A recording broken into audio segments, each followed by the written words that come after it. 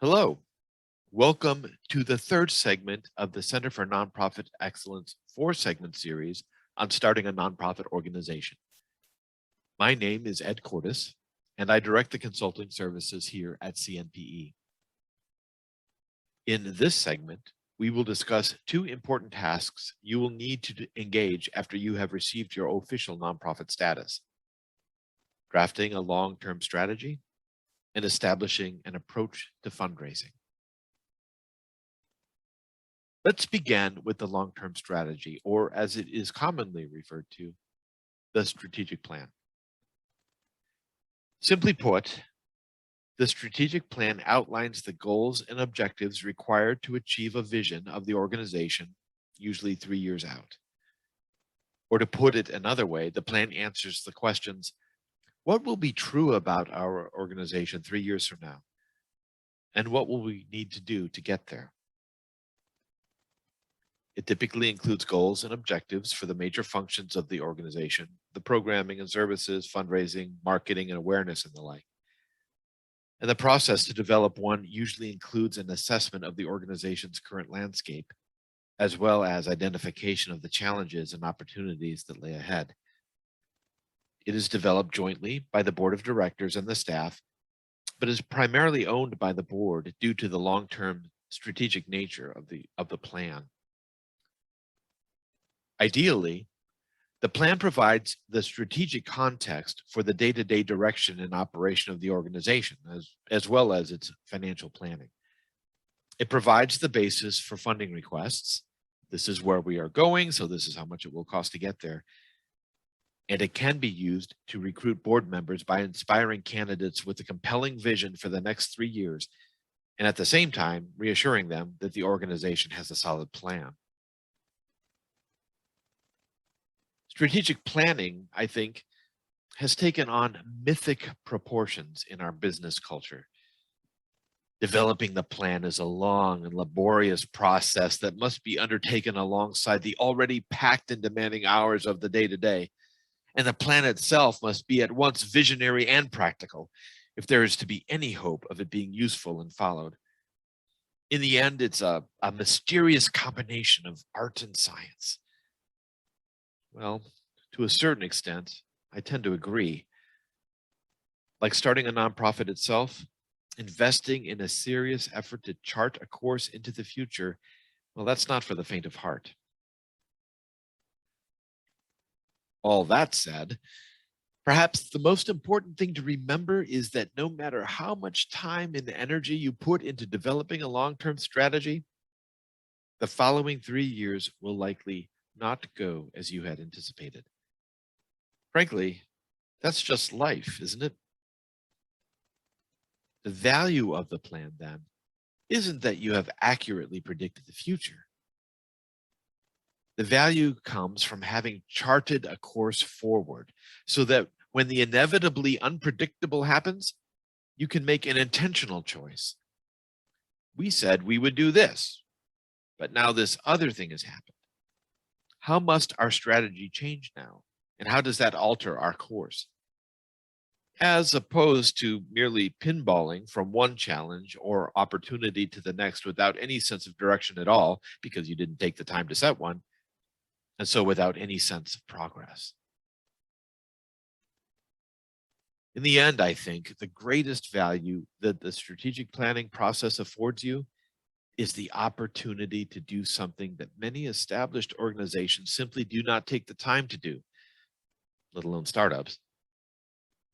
And that is intentionally making an effort to lift your gaze, remember your vision, why you do this work, assess your current landscape, and gain the confidence that comes with perspective, with knowing where you are and what you are about.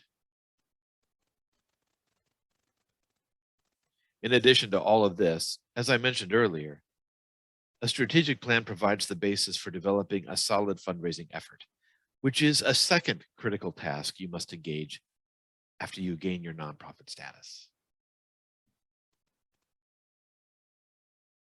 So, when we talk about fundraising, what exactly do we mean? What are the sources from which nonprofits mostly obtain their revenue? Of course, there are grants provided by foundations. They can be a solid source of dollars and likely will make up a significant amount of your new nonprofit's revenue. However, because it takes some time to research and apply for grants, which may or may not result in actually getting funded, and because most foundations will limit their funding to more project based activity and for a limited amount of time, it is best not to become overly reliant on grant funding. A more long term, sustainable fundraising strategy is the development of a regular stream of funding based on donations by individuals. Giving by individuals is at the heart of the annual fundraising campaign, which is an annual effort, usually toward the end of the calendar year, to reach out to your supporters, update them on your work, and ask them for the financial support in the form of a donation or pledge. Over time, through your annual campaign, you can build a solid base of individual givers that will provide the basis for your long-term financial sustainability. Special events, and by that I mean galas, golf scrambles, 5Ks, and the like, can be another source of income.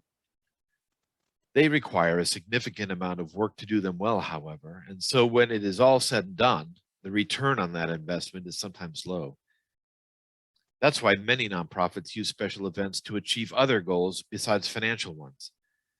Goals like creating greater community awareness of their work or of the communities and individuals they serve, or using the event to express gratitude to the community for its support.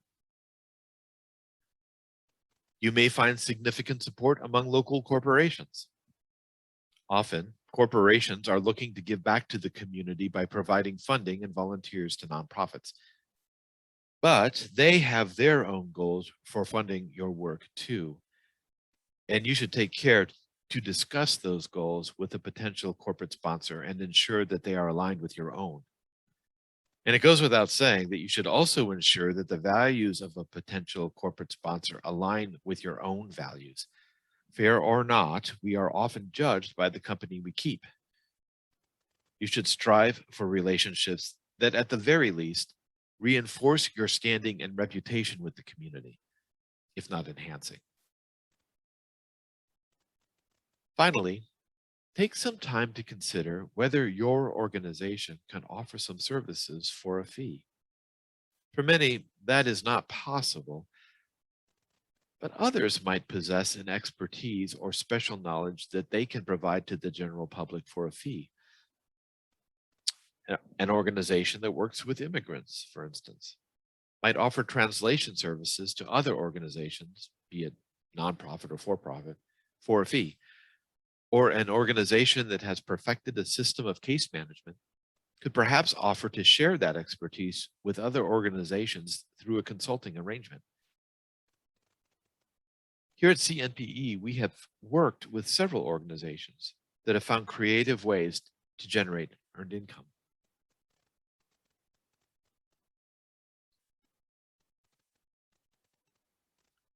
However you generate revenue for your organization, your efforts should be based on several goals beyond raising a certain amount of dollars. As we have said, you should seek to raise funds from a variety of sources with the goal of developing solid, predictable streams of revenue. But your efforts should also include drawing individuals in ever increasing numbers to your work as partners and supporters. As donors, yes, but also as individuals and organizations who share your vision and want to work with you to achieve it. If you pursue that sort of relationship with those that support you, maintaining certain standards as you raise funds will actually come pretty easily.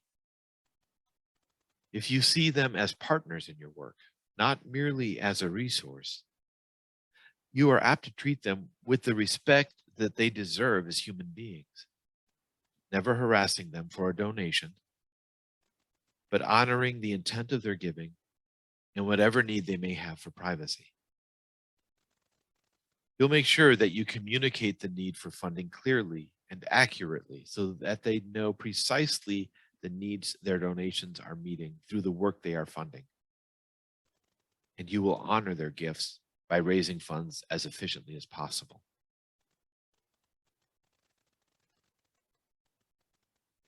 And one final note about fundraising. Some states require that you register with their Secretary of State or Attorney General before asking their residents for funding. To find out more, go to multistatefiling.org. Closer to home, if you intend to raise funds in the Commonwealth of Kentucky, you must register with the Attorney General. You can find out more at the Attorney General's website. Currently in Indiana, such registration is not required. And finally, some municipalities require that you register with them before fundraising in their cities or counties. You can find those at multistatefiling.org as well. Regarding our own hometown, Louisville, it only requires registration for charitable street solicitation.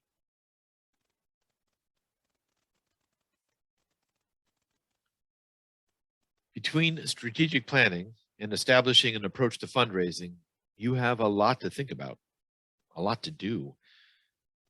Fortunately, you aren't on your own. You will share this work with a collection of talented individuals who are as passionate about your vision and your work as you are, your board of directors. And that is the topic of our fourth and final segment on starting a nonprofit organization.